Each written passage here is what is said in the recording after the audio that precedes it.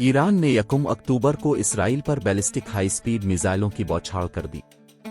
ये हमले लबनान में हिज़्बुल्लाह और गजा में हमास के खिलाफ इसराइली कार्रवाइयों का रद्द-ए-अमल था, जिसके बारे में ईरान ने बताया।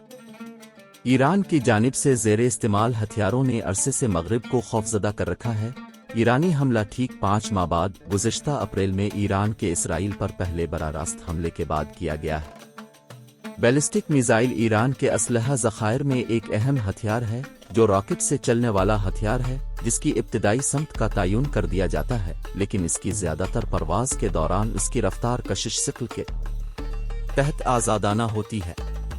ये मिसाइल रिवायती और गैर रिवायती दोनों तरह के हथियार ले जाने की सलाहियत रखते हैं, जिनमें हयातियाती, कीमियाई और एटमी हथियार शामिल हैं। उनकी मार की हद भी मुख्तलिफ होती है, जो मुख्तसर फासले से बैन अलबर आज़म हद तक मार कर सकते हैं।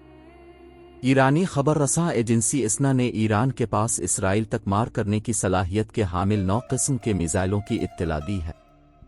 इसना की रिपोर्ट के मुताबिक ईरान के पास 9 किस्म के मिसाइल हैं, जिनकी रफ्तार 6125 किलोमीटर फी घंटा से लेकर 17151 किलोमीटर फी घंटा तक।